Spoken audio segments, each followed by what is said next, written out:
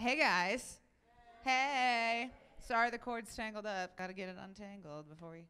I don't stand in one spot very well, so, I need that. Show of hands. How many people are here because you heard me talk at the mass event? Okay. How many people had no idea that I talked at the mass event? And here you are anyway. All right. The first day, everyone was like, no, we had no idea. Hi. Okay, great. So we just took a chance.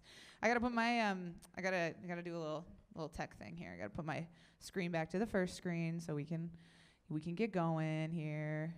So did anybody go on Instagram last night and find out that there's candy at this session? Oh, I know, right? Yeah, there's some. I was like, if you come, we'll give you candy. So here it is. It's getting low, but I'll tell you, there's still good variety, so you don't have to worry about that. So there's gonna be lots of ways for you to get candy while you're here, but also only if you provide good answers and good questions. Don't ask really ridiculous ones, 'cause sometimes people get very desperate for candy. And it's okay. I understand. But we're gonna try to do constructive conversation here. So to start out, I want to hear 3 to 5 different people share something that you've learned at the gathering or that has really impacted you, or something that you have done maybe in one of your late night things with your group or something like that. So if you raise your hand and you share something, then my trusty assistant will bring you some candy. Here you go. You can have it to give to them. Yes?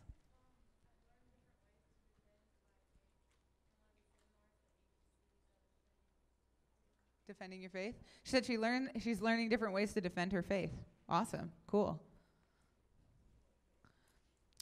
Who else has something to share?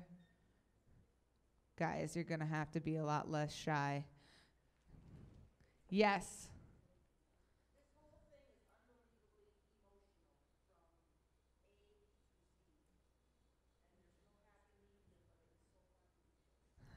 Does everyone agree? Is it emotional? Yeah, it's pretty emotional. I will agree with that as well. Yeah. Yes, sir.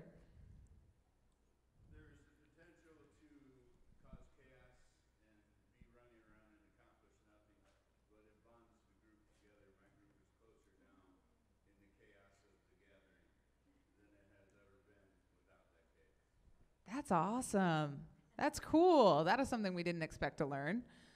Yes. A lot of the events and speakers and just the gathering in general is really inspirational. Awesome. I love it. Love it. One more person? Yes, ma'am. Okay, so I came to this one in San Antonio a few years ago, and that one really showed me what I wanted to do with the rest of my life and how I wanted to live in faith. And this one has taught me that through that living in faith, I make mistakes, but I'm redeemed and forgiven through God. So that's one of those things. That's awesome. Yeah.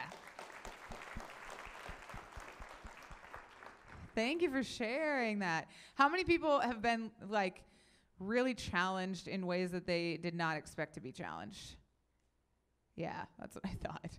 When I came to the gathering, and I'll talk about that, I was like, wow, we were talking about hard stuff a lot of the time. Everyone give Ray a round of applause for handing out candy. That's right. Thank you. Thank you very much. Okay. So since you guys heard a lot about my story while we were at the gathering, what I'm going to do is I'm going to share some more of my story from I'm going to show you some pictures and stuff to give you more of an understanding of what going through my treatment and stuff was like. Then after that, I'm going to talk about what has happened since. And then also another big pivotal moment of trial in my life when I was a teenager. And what I learned from the Bible in that situation. Then we're going to share some music with you, and then we're going to have a while to do question and answer at the end. So if you have questions as things come up or be thinking about things you want to ask, that's usually our favorite time. You guys can ask us whatever you want to ask us. So let's see if my remote decides to work today. No, it's not going to. Okay, perfect. We'll do this. So this is my family because I think it's fun to introduce ourselves so you guys know who's in my life. So that's me in the front with the flippy hair. That was a style once a long time ago. And I tell people, I'm like, I don't know why we haven't taken a new family photo since I was 15, but apparently somebody decided it wasn't worth it on Christmas Day to try to set up a tripod and make it work. So, or my sister had kids, so maybe that was the end of that. Like, we're not going to try to make kids fit in the picture. Then that's my sister. She's 6 years older than me, and that is not her natural hair color. She is we actually are related. So she's like the only one with blonde hair, and we're all like very dark hair. Then that's my brother-in-law, so he's hanging out, living the dream with us. Then my dad is on the top, and my mom is on the other top, and they are not here. They live in Minnesota. Well, actually, none of them are here. They all live in Minnesota. Yeah, that's right. And now everybody who's not from Minnesota, you can cheer too. Cheer, yeah. There you go. There you go. That's where I'm from Minnesota. But I think, yeah, that's right. I think it's fun when we can all cheer, so that's good. I like cheering. Then here's the cute parts of the family. This is my nephew. His name is Tayden. He is 6 years old, but I think maybe like the next Bill Nye the Science Guy. So for his 3rd birthday, he's like, I want to build a solar car. And I was like, I think for my 3rd birthday, I was like, I'm going to try not to break my crayons today. So he's like a super genius, and I'm hoping he doesn't get too smart moving forward because I'm probably not going to be able to relate anymore. I'll just be like, okay, that's really nice. And my name is Shanna, but they call me Nana. So as we get older, he'll probably still be like, what's up, Nana? Did you hear about the new NASA thing I figured out? And I'll be like, yeah, heard about it on the news. And he's very serious, as you can see by this photo here. That's the National Eagle Center where we live. And I didn't know that they let 6-year-olds hold on to eagles, but apparently they do. And he did well doing that. I'm kidding. Guys, can't you see? He's not really holding the eagle. He just put his face in there. Yes, there he is. He's cute. He's wonderful. I won't talk about him a lot unless you probably ask questions later, but it's important because they make me really happy. This is his little sister. Her name is Peyton. She will tell you she'd prefer to be called Princess Peyton. And if you don't know anything about My Little Pony, you'd spend about 5 minutes with her and you'll know everything. They have names and rainbows and things I didn't know existed. And she's also very wise. So if you don't know what to do, give me a call and I'll give you her phone number. And she can tell you what to do because she's pretty good at it. And here she is as a 2-year-old getting a pedicure. So yeah, living the dream, I would say for sure. And that's how she is basically all the time. She has a problem with getting dirty, but she wears a dress everywhere she goes. So that's cool. She's fun. She just turned 4. And then this is just a trick that's not really my assistant. That's my fiance. Everyone say, hi, Ray. He's so great. He blushes every time. This is not the first time we've gone through this. Yes.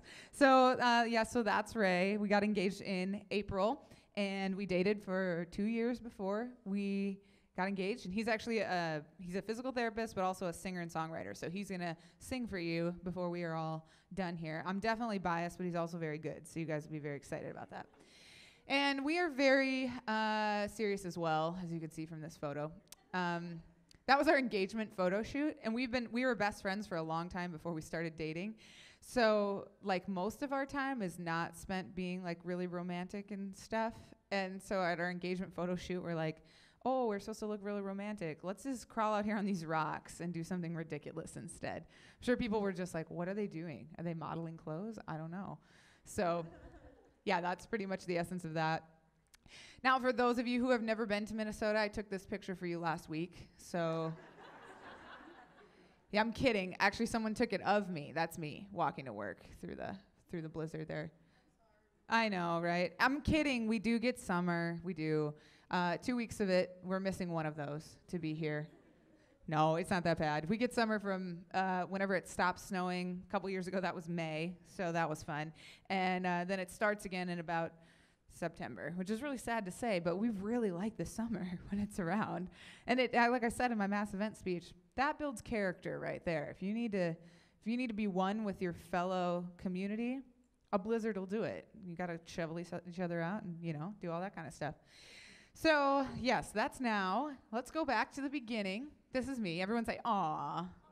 Aw, that's right. Here I am. I guess I didn't get toys as a baby. I just got like diapers to sit on. So there I am with my toys, my panda bear and my diapers. But I looked very happy about it, so that's good.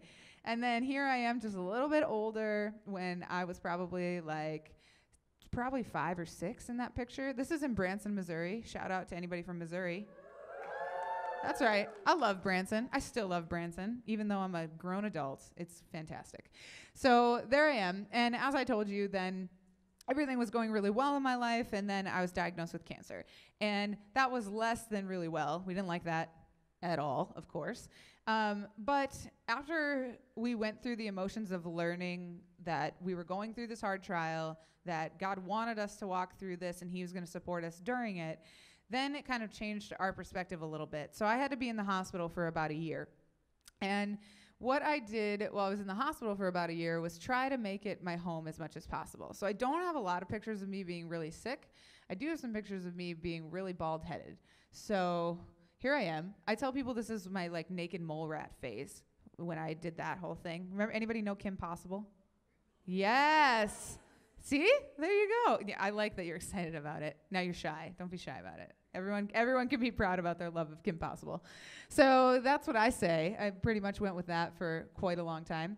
And I was also super ripped because I was on crutches all the time. So I was this little bald-headed skinny kid with just giant arms doing that. That was fun. And then that was my IV pole that I rode around on because there's not a lot to do in a hospital. So I used to start at the top of the one ramp that there was, and I would ride down to the bottom.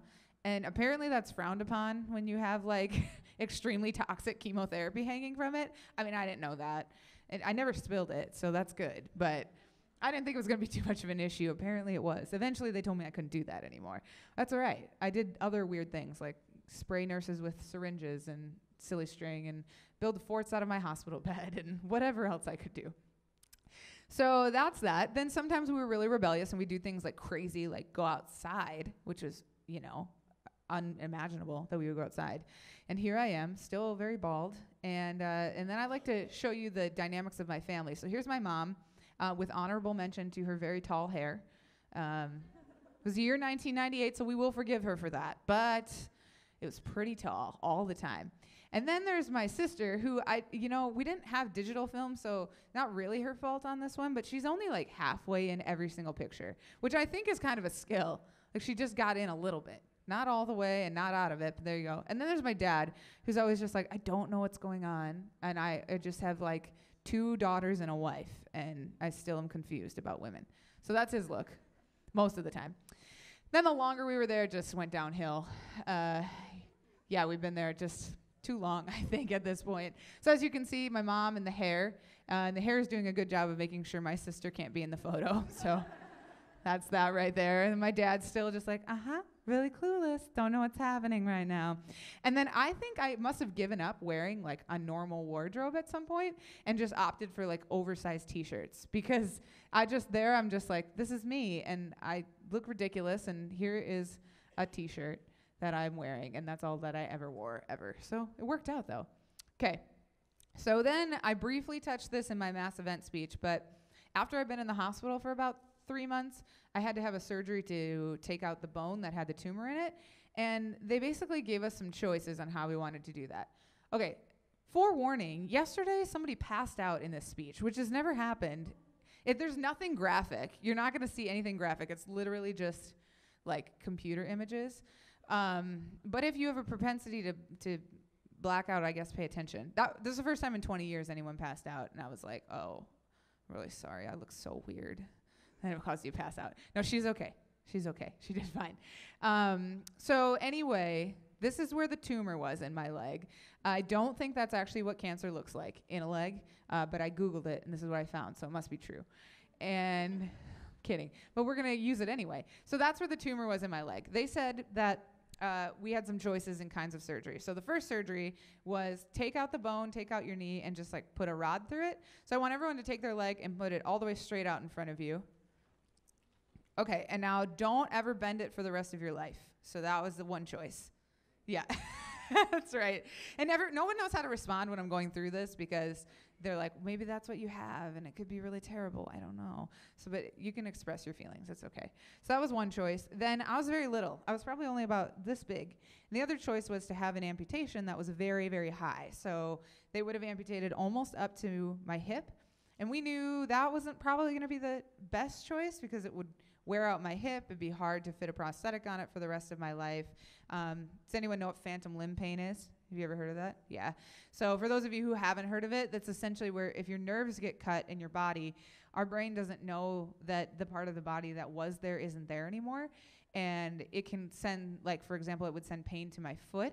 But then obviously if your foot is hurting and you don't have it, it's really hard to make it stop hurting. So that's a big deal. So then they offered us this other option that when we saw it, we were just like, no, and you're going to see why.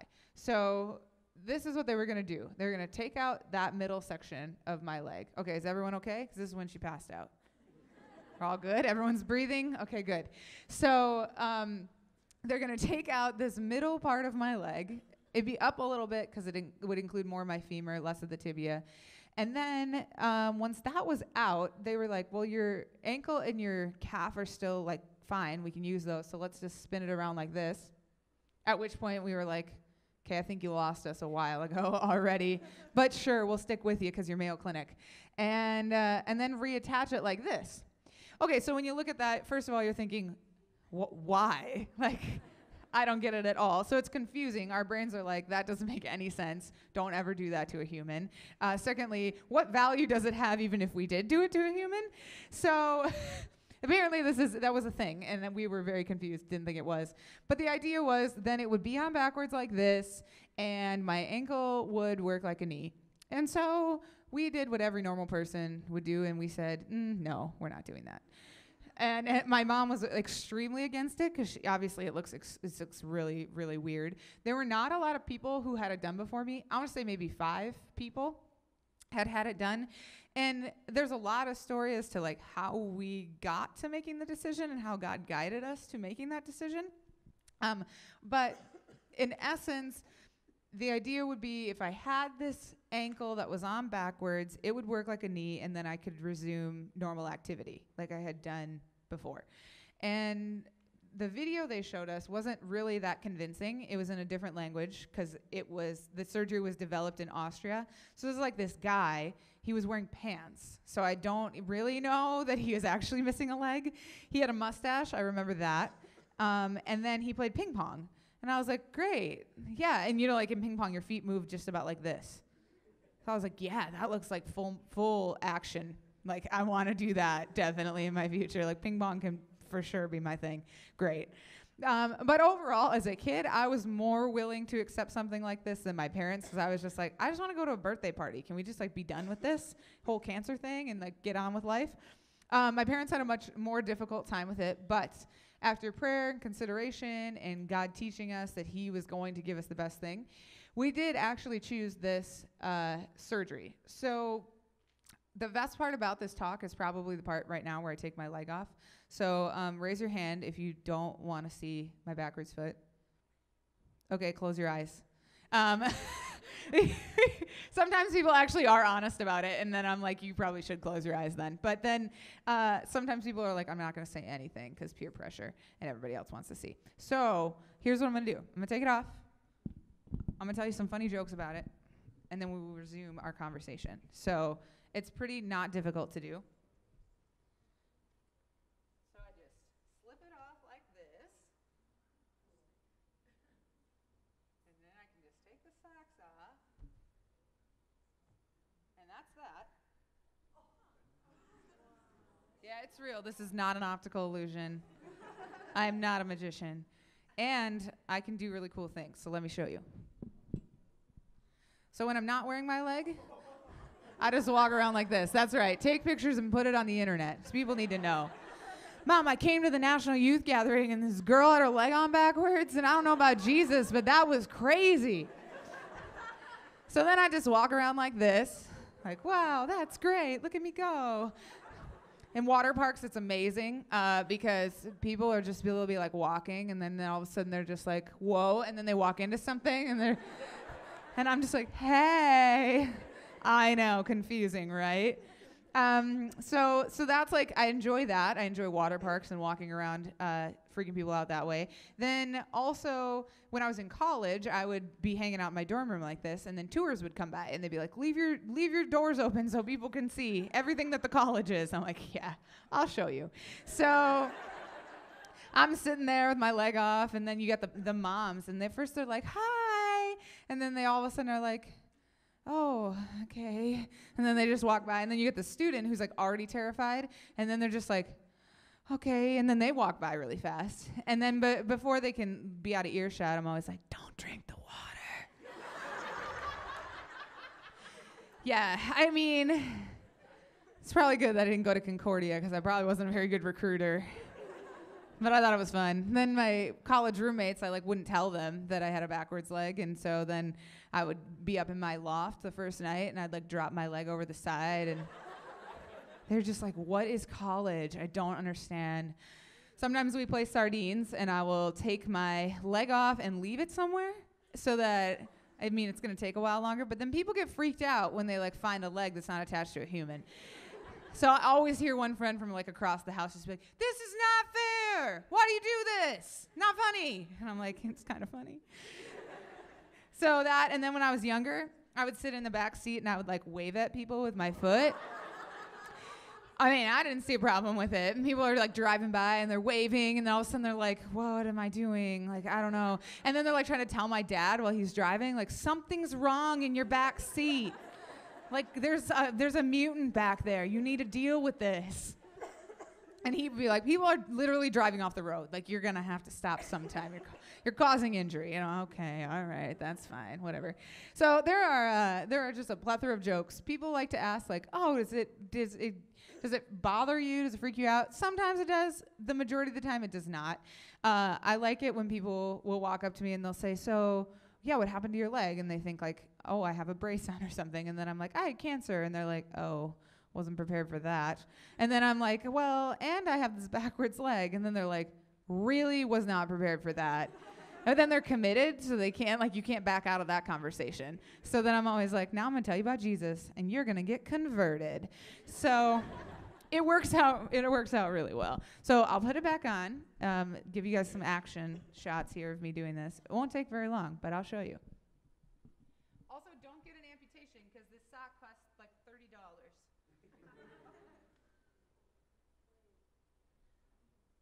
And then got just another one. Put it on like that.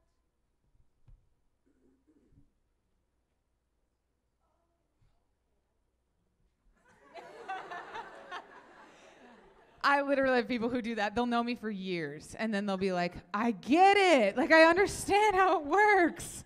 I'm like, good job, guys. We made it. I usually just, like, check out the informational video. That'll help.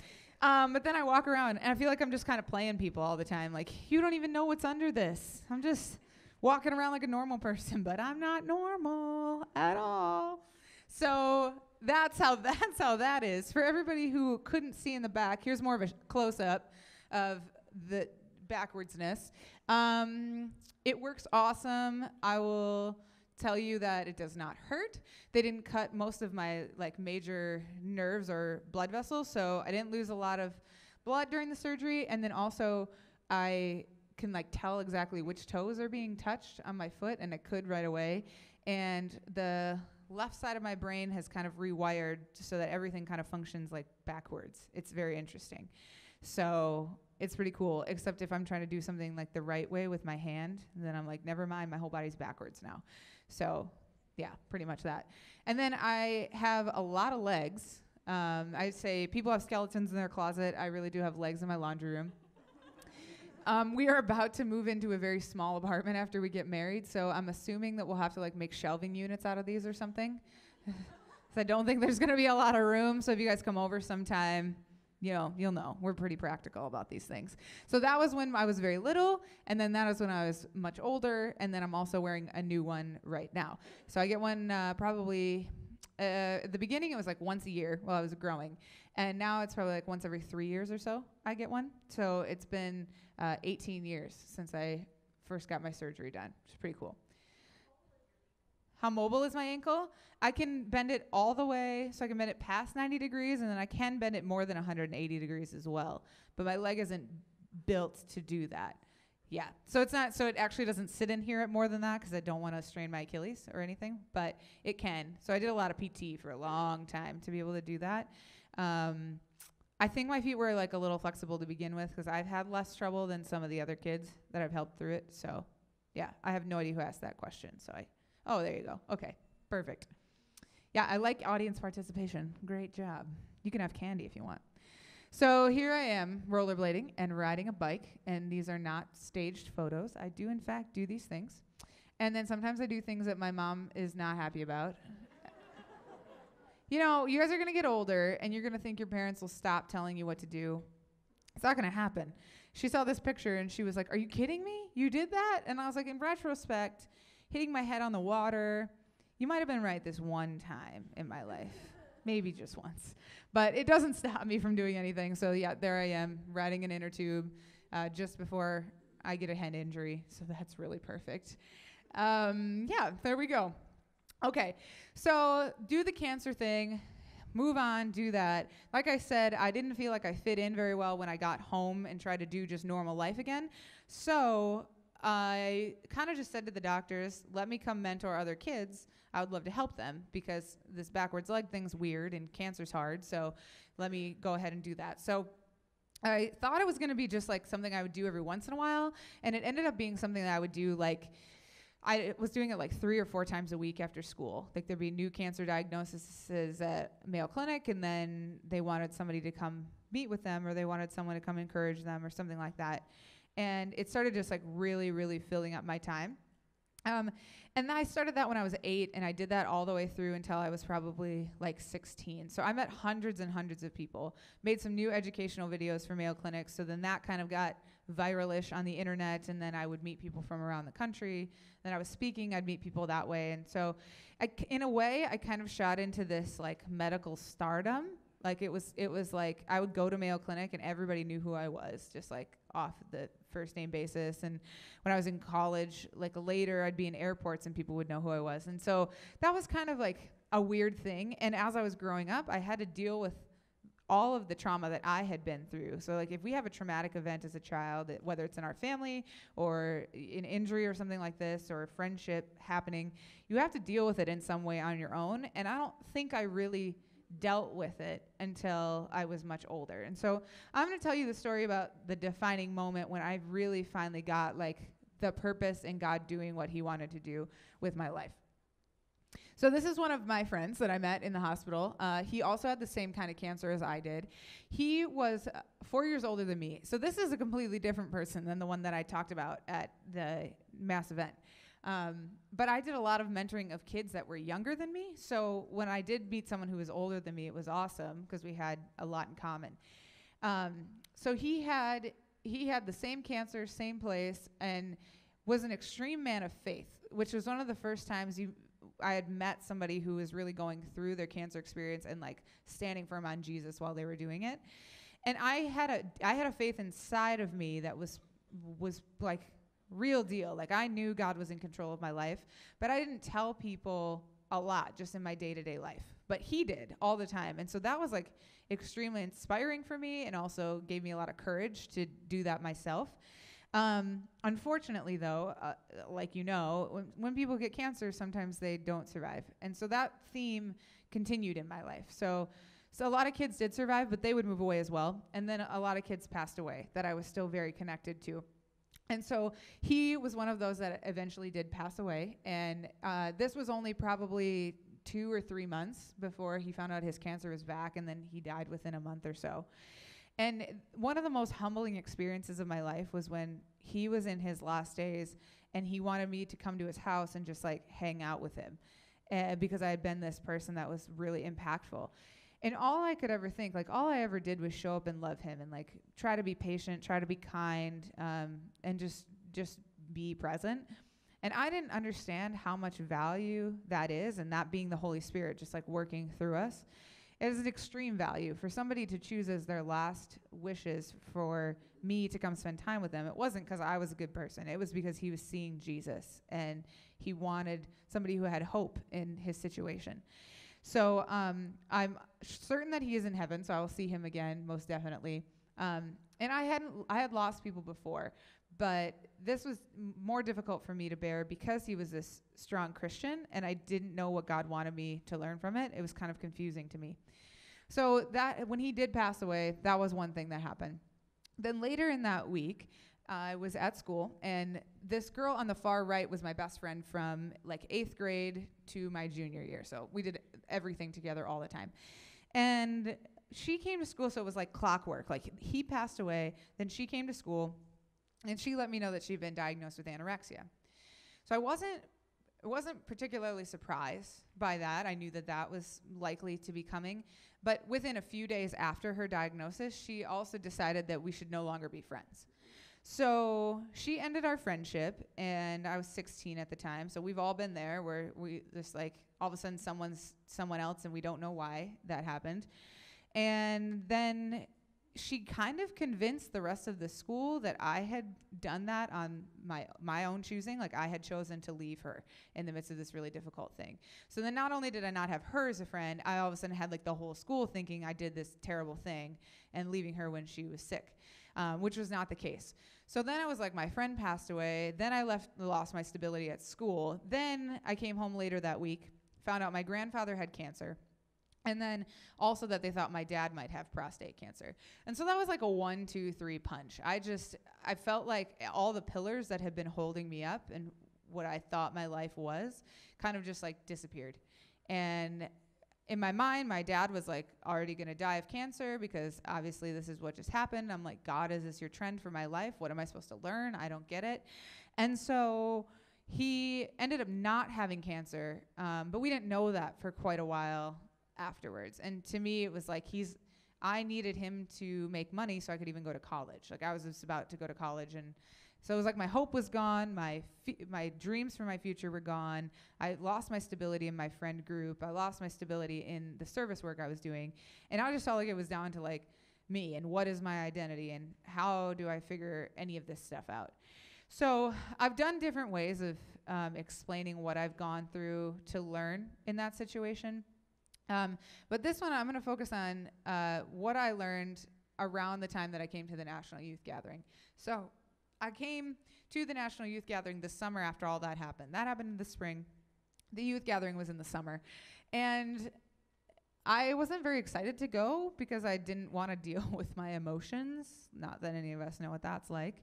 But I was flipping through the guidebook and trying to pick a session to go to. And I was reading, and then there was one about trust by Dr. Micah Parker. Has anyone heard that talk yet? Yes, okay. So he gave this talk, and I had been a professional speaker already, but in this time in my life, I was like, God, I don't ever want to talk about how depressed I was, how difficult this was, how I didn't understand Jesus. I wanted to just be like keeping a perfect leader. And God was like, no, that's not how I show my glory, by you being perfect. So I'm flipping through the book, and I see this talk on trust, and it says, learn how to trust God in adversity in your life. And I was like, okay, well, clearly I need to do that. So went to a session, and while I was there, it was literally like everything God needed to say, he just said through him in that session. And at the time, he shared a lot more than he normally does, so he added some more details and things that he hadn't ever said before. And so I get done, and I go up to him, and we ended up communicating via email. And I'm just like, wow, like your talk changed my entire life, and I just felt the need to talk to you for some reason. I was like super uncomfortable doing this. Like, I have no idea why I'm even doing this.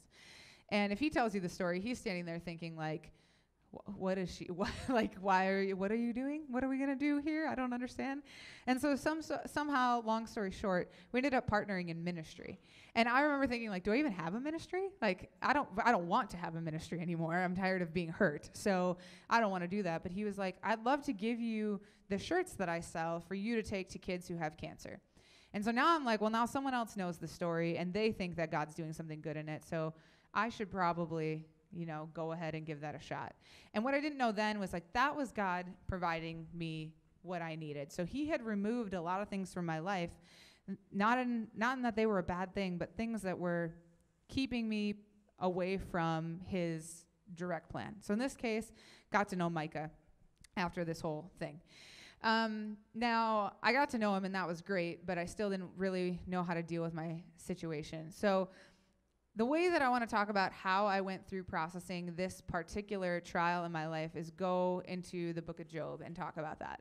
So raise your hand if you have read or know the story of Job. Okay. If you don't worry. I'm about to give you a real quick rundown. And it's going to be kind of intense because it's a pretty intense story, but I think that's why it's really encouraging to us. Okay, lessons from the book of Job. So at the beginning of the book, it says, Job was the greatest man among all the people of the East. Now, I don't know what the East is, and I don't know what the West is, but if he's greater than half the people, he must be doing pretty well. And it said that he was a man of extreme integrity, and he also had extreme wealth. He had money, and he had cattle, and he had a huge family. So this teaches us that our actions don't necessarily determine what happens to us, because things are about to get really rough for Job, and I think we like to think we know what's going on, but this is a good essence in that we don't always know what's going on. Satan comes up to God, and he says, God, you must have a hedge of protection against Job. That's why nothing bad ever happens. God's like, no, I don't. Satan says, well, stretch out your hand and strike everything he has, and I'm sure he'll curse you to your face. And God's like, okay, well, I'm not going to do that, but you can. And so he says, go ahead, Satan, test him, see what happens. Now, that's the thing about our faith, is God doesn't say our faith is great for us when everything is perfect. He says our faith is great for us when we are totally confused and we have no idea what is going on. So the fact there is that God's glory is shown the most when we have to lead into him and we have to count on him. So you're about to see in Job's life. In my situation, I felt this way too, not nearly as drastic as what Job went through, but still the same situation. Okay, so then Job is sitting there one day. Someone comes up and says, all your cattle and all your riches are gone. Just like in a second, they're just gone. And then as soon as that guy's done talking, the next guy comes up and he says, oh, and all your kids are dead. They just died. And so Job, the next thing that he says after this, if that happened to me, and I've been through a fair amount of hard things, that's my first thought when I was younger in my life was not to say what Job said. So Job said, the Lord gave and the Lord took away. May the name of the Lord be praised. So he's like, all this bad stuff just happened. Awesome. Let's praise God for it because he's still God. And when we read that, it's kind of like, that's crazy. It really is. But I've found that what we want in our trial is not always for the situation to be changed. We oftentimes want to have peace in the midst of the situation. And so that is what we have in Christ. And that is why Job was able to say this.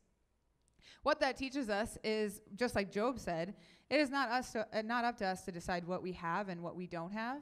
Because if we were choosing, we unknowingly would be choosing the wrong things all the time. And Job knew that. He was a strong man of faith, so he knew it was better for him to not make the choices that he wanted to make. But God wants us closer to him, and so that's how we end up there.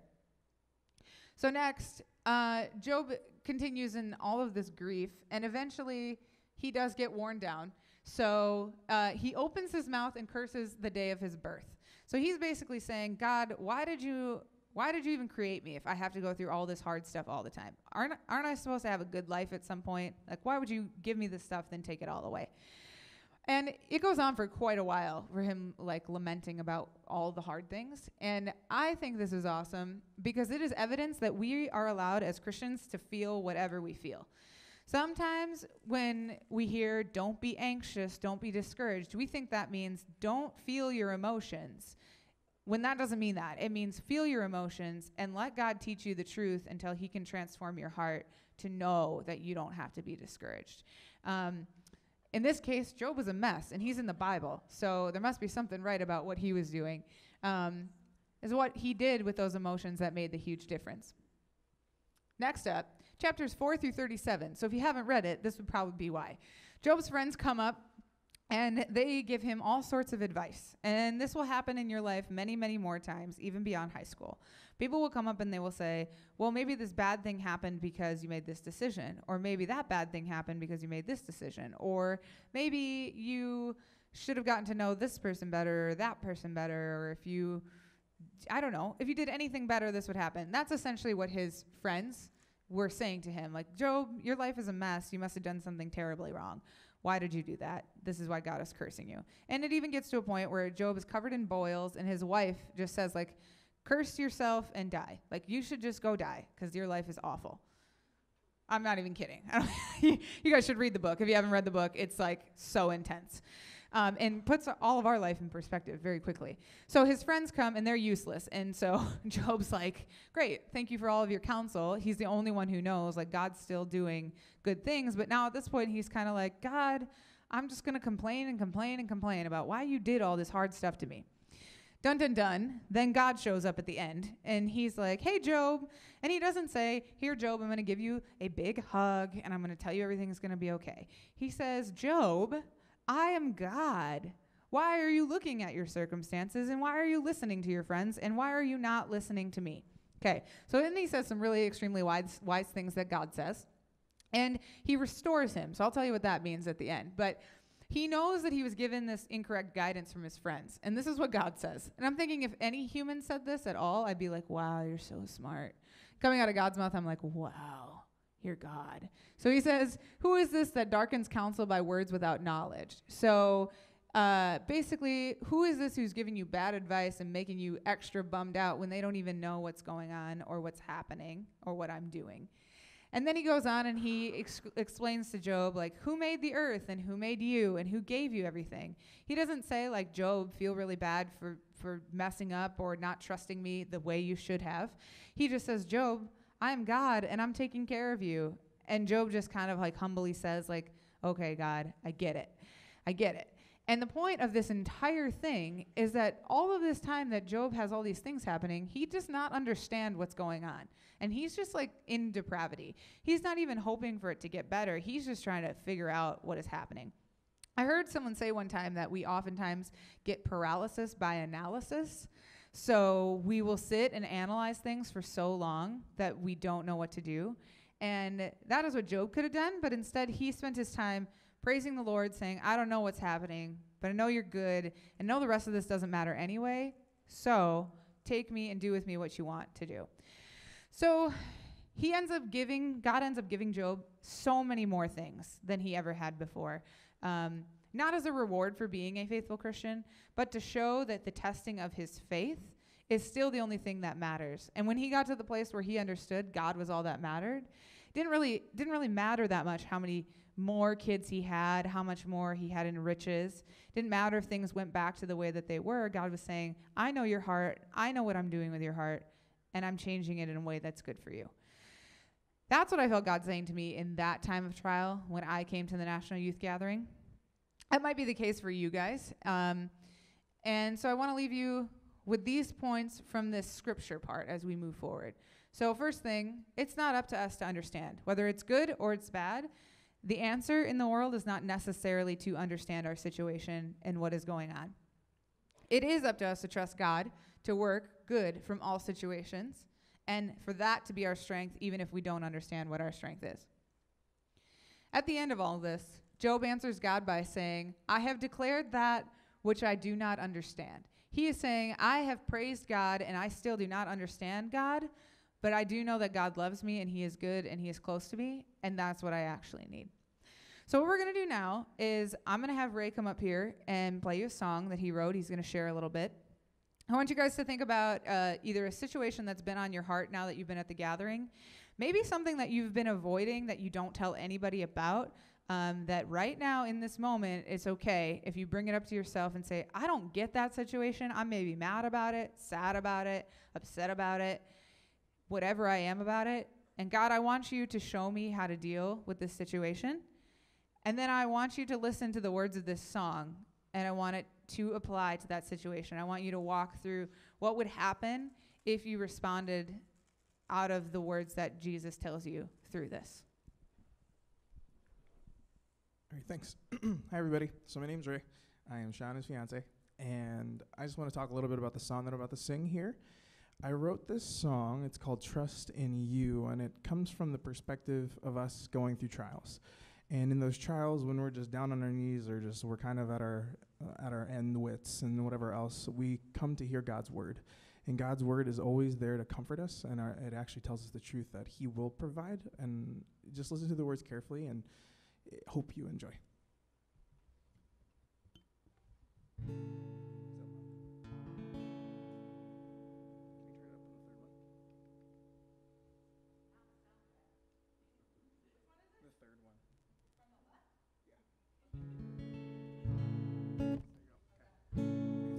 Check. Good.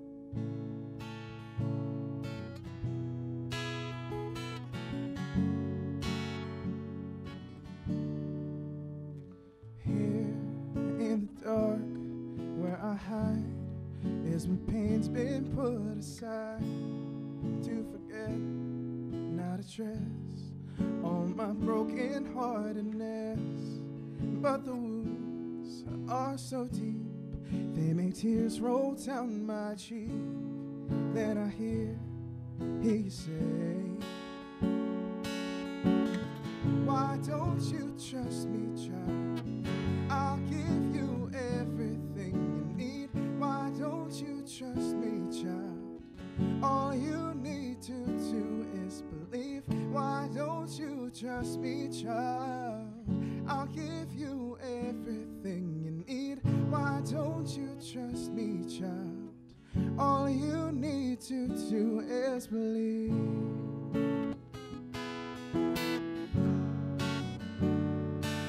All the words that you say pierce my heart and shed light upon my face, making clear that there's grace for all of my mistakes. But the fears cripple me, I can't believe what I can't see. Then I hear you say, why don't you trust me, child? I'll give you everything you need. Why don't you trust me, child? All you need to do is believe. Why don't you trust me, child? I'll give you everything you need. Why don't you trust me, child? All you need to do is believe.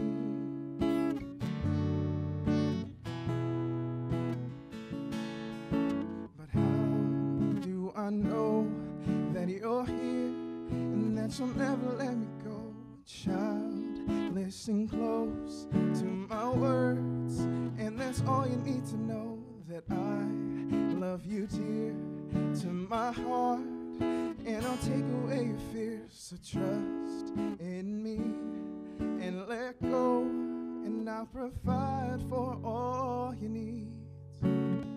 Just let me love you, child. I'll give you everything you need. Just let me love you, child. My love for you will set you free. Just let me love you, child. I'll give you everything you need. Just let me love you, child. My love for you will set you free.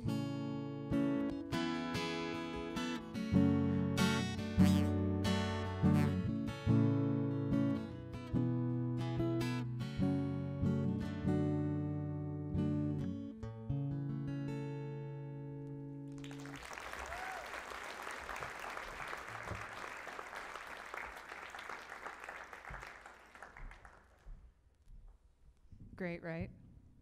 Yeah, I know. I get to marry him. So it's kind of like then God says that to us, and we have to say, okay, God, we're going to either let you or we're not going to let you. Well, I'm happy that I did let God do what he wanted to do, because it turns out that I really do enjoy being a speaker, and that if I wasn't a speaker and I hadn't said yes to mentoring other kids still with cancer, I wouldn't be here. I wouldn't know Ray, because I wouldn't have continued the work that I did, which means we would never have met. And God knew what I needed so much more than what I thought I needed. That friend who kind of betrayed me actually ended up passing away a couple years ago of her anorexia. And yeah, it's like terribly sad.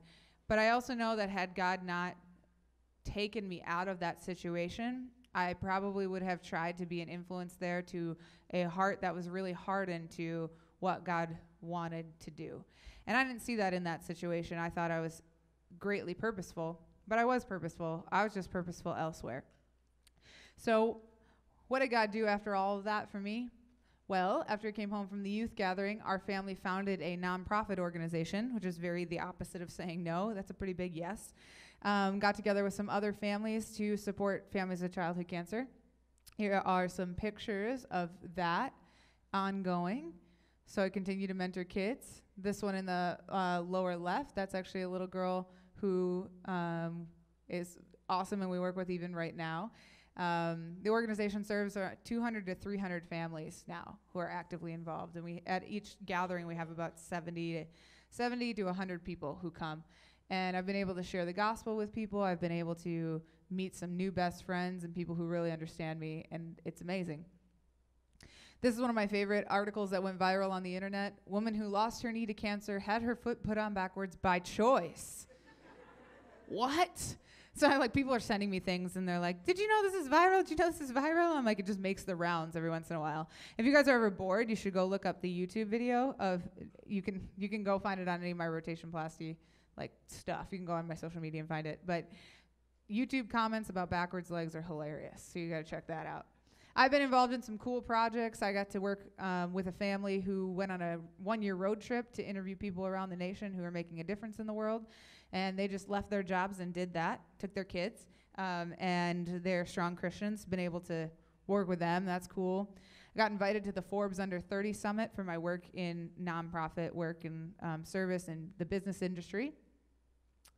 I have been mentoring lots of kids who are getting this rotationplasty thing now. So it didn't happen for a long time. I would just mentor kids mostly at Mayo Clinic. But it happens a lot more now. And so there I am with 2 of my favorite little people who are great. And one of them's a dancer and one of them's an athlete. So they're super awesome. Running a startup company, which I would not have been able to do had it not been for my experience in coming around the nation and speaking to people and meeting people. And then I've been able to make some awesome new educational videos. So God's done awesome things with my yes in my life. And there's obviously a lot more to the story, and we all have a lot to our stories.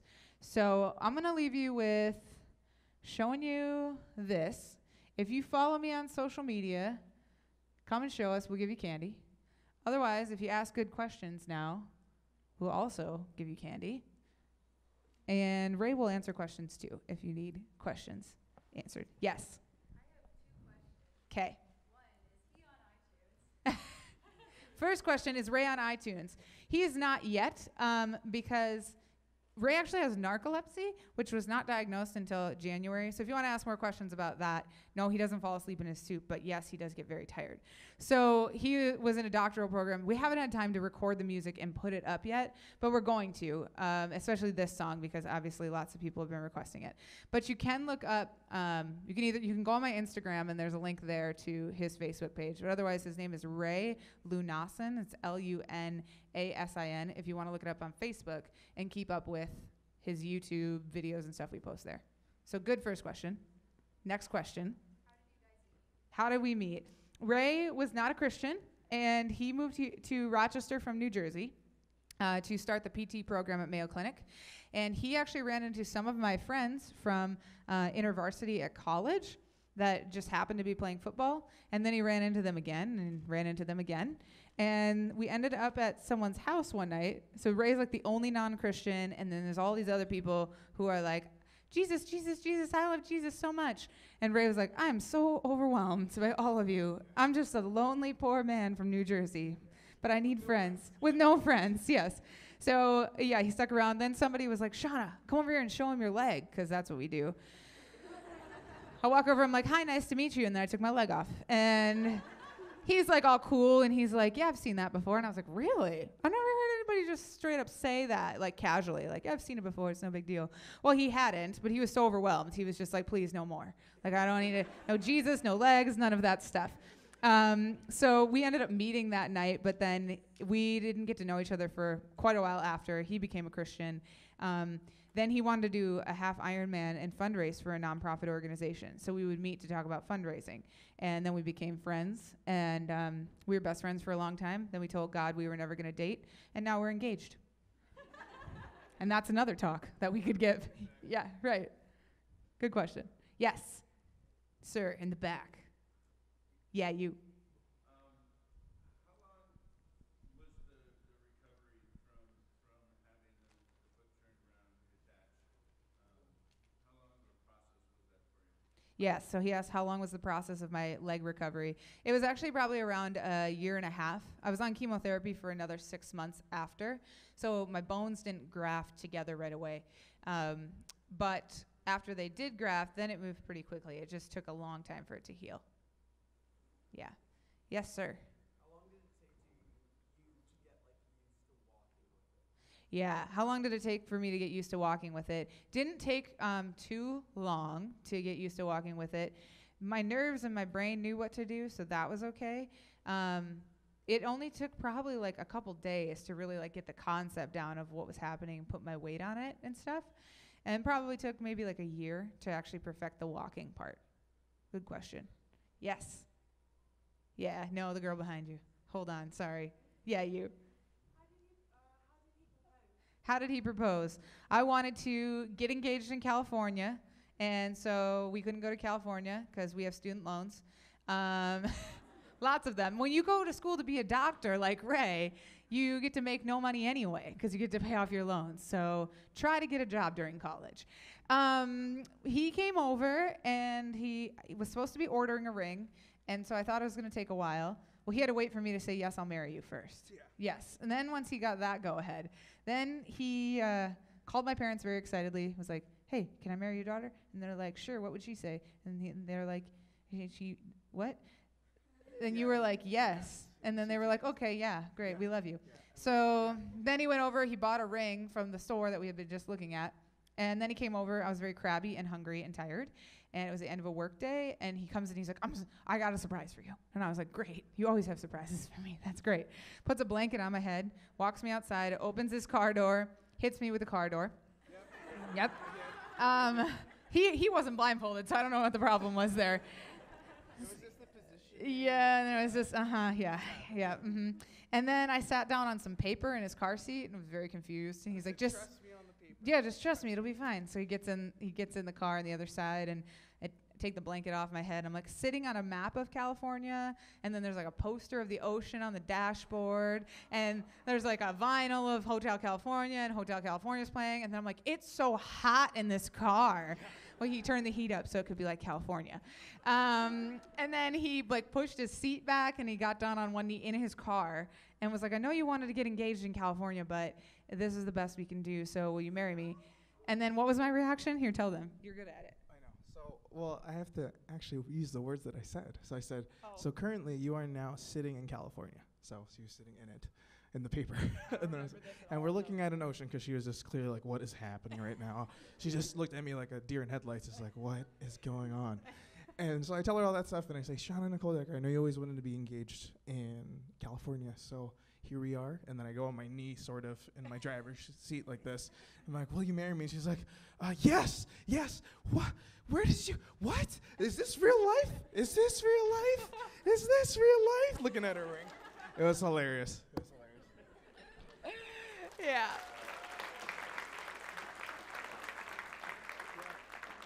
It was great. He did a great job. I liked it. I know. It's so great. It makes me so happy. Okay. One of you two, whoever wants to go first. We got engaged on April 6th, 2016. And the follow-up question to that, we were getting married on October 22nd, 2016. Yeah. What? And if anyone tells you you need to get engaged like a year and a half ahead of time, do not listen to them. We dated for 2 years, and we were like, okay, we know we're going to get married. And don't spend a year and a half thinking your wedding has to be some kind of perfect. Half of the stuff isn't even planned, and we don't care. So, yeah, there are going to be some people. Well, we don't know if people are coming. We haven't invited them yet. But we hope that they will come. Hopefully, Dr. Micah Parker will accept our invitation. Okay, your turn.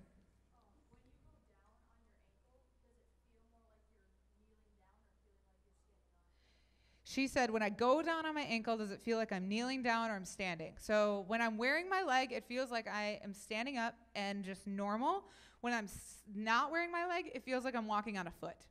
So it's like kind of interesting. It's like my body can think of the whole leg at one time, and then when I take it off, then it's like very clear, like this is an ankle. It functions like an ankle. Make sense? Yeah. Yes, you behind Ray.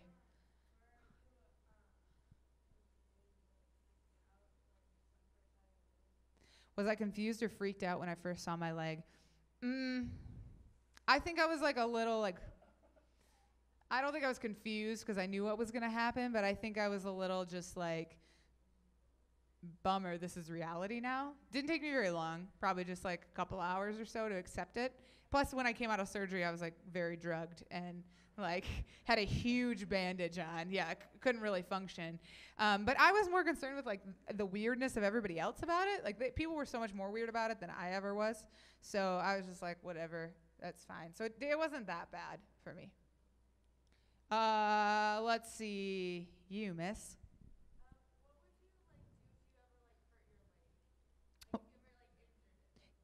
What kind of injury are you thinking about? Yeah. So I did once because we were having a giant witness concert at my college through a ministry called Pulse Ministries. And I decided I wanted to load in for the band Switchfoot because that would be fun. And then I carried a bunch of heavy stuff, ended up pulling my Achilles tendon. And it was like the week before, it was like the 2 days before my finals for college. And I couldn't walk at all, and I didn't have crutches. So I just kind of hobbled around for a really long time. But I could go back on crutches. The mechanics of it are still very similar to an ankle. But Ray actually helps me a lot because he's a physical therapist. So he gets me in a place where I'm like going to prevent injuries. I also have an exceptional prosthetic guy who makes sure that like it's built really well. So that's actually the only injury I've ever had. So it doesn't happen a lot. Yes, your turn. What state are we getting married in? Are you going to crash the wedding? Dude, you should. Yeah. Okay, so I'll tell you. October 22nd at 2 p.m., Emmanuel Lutheran Church, Plainview, Minnesota. Yeah, that's right. And then the reception will be at the Golf and Country Club in Rochester. Hit me up on social media if you want real details. You can come to the dance. We don't have enough money to feed you, so eat before you come. There you go. Let's see, over here. Yes, you miss.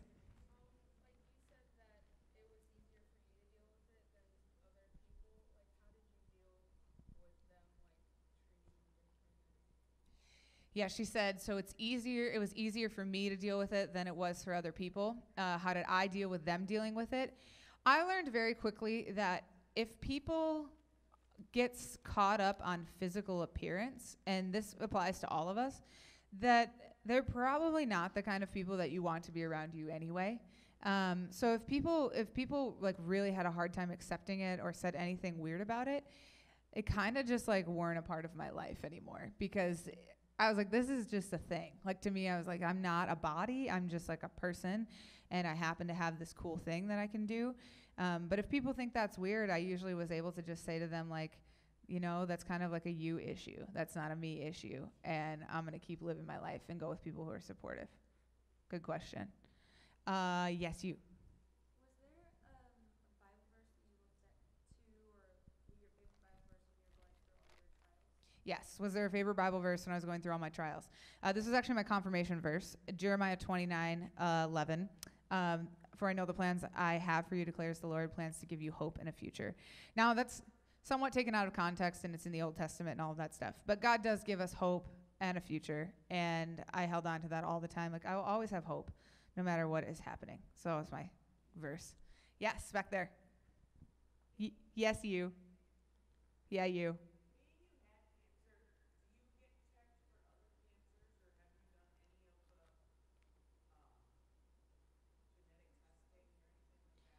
So she asked if I get tested for other kinds of cancers.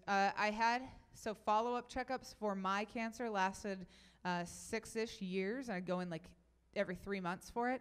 Now they don't check for that kind of cancer per se anymore. Now they check for heart problems that will come from my chemotherapy potentially. And then also, yes, for secondary cancers. So I'm at a higher risk for leukemia because of the chemotherapy. I've never had any other kind of cancer, but I had 2/3 of my lung removed when I was younger. They thought that I had cancer, and then it wasn't. Also another talk on miracles for another time. So I had that removed, and then I also had 2 breast lumps removed. That was one of them was this year, and they were not cancer, but they have suspicious cells in them. And then I had a skin growth that turned out that that's actually like a precursor to the kind of cancer that I had that we just happened to take off, and that was only a month ago. So it's like it comes and goes. I think because I'm extra aware, that helps the situation. I don't know.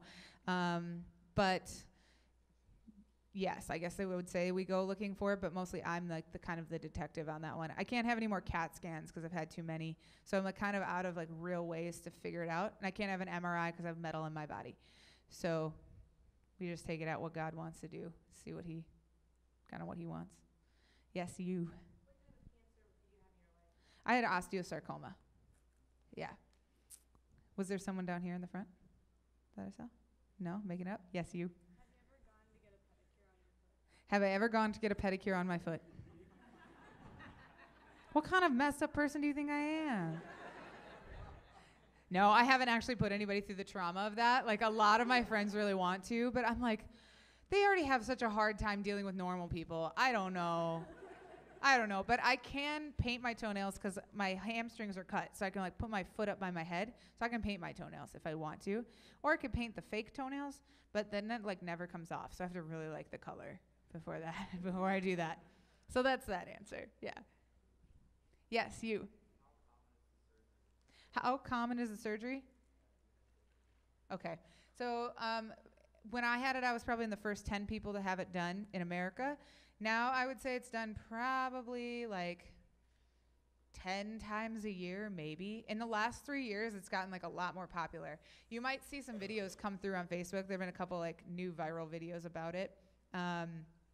But still not very common. It's done for people who have, there's a couple congenital defects that it can be done for, and then also for cancer. So that's kind of how that, yeah, it's not a lot of people. Yes. How did your friends react, like when you first got the surgery? How did my friends react? They thought it was awesome. We were also in 2nd grade, so that helped the situation quite a lot. People I think have a harder time maybe when they're teenagers, but in 2nd grade, you're just like, whatever, let's go play. Like, that was the extent of us thinking about it. Oh, and by the way, if you have to sneak out, you can. Just try to do it quietly. If you follow me on social media and let us know, we'll give you candy. If you come up and take a picture with me and post it on social media, first I might repost you, but secondly, we'll also give you candy. So, yeah, but we'll continue. Yes. How long did it take my family and I to make that decision before I had the surgery? Well, we had about 3 months of knowing that I was going to have a surgery. I would not say that we made the decision probably until like the last 2 weeks before it was done. So my parents had a harder time with it than I did, which I can understand, definitely. So, yeah. Yes. How long did the surgery take? It took 12 hours. Yeah. 12 hours, one guy for 12 hours. They do it differently now. They do have 3 guys that do it now. But pretty intense. Your turn. How common is the cancer? The cancer is probably diagnosed 300 times a year in the world, is what they say. But it's hard for me to say because Mayo Clinic is actually an osteosarcoma clinic, so most of the people who get it come to Mayo Clinic. So I'd say maybe around like 500 times a year, I would guess. Any other questions? Oh, yes. They do it, Mayo Clinic's done it the longest. They do it other places now, though, too. There's some places in Atlanta, in Kansas City. They obviously haven't done as many as they did at Mayo, but they are doing it elsewhere now. And I've seen a couple of them not go well, but most of the time they go pretty well. Yeah, that's where it's usually done, yeah. Do you guys have a question? Yeah. Okay, that's fine. Any other group questions? Otherwise, we'll be up here hanging out. Okay, cool. Good to see you guys. Thanks for coming.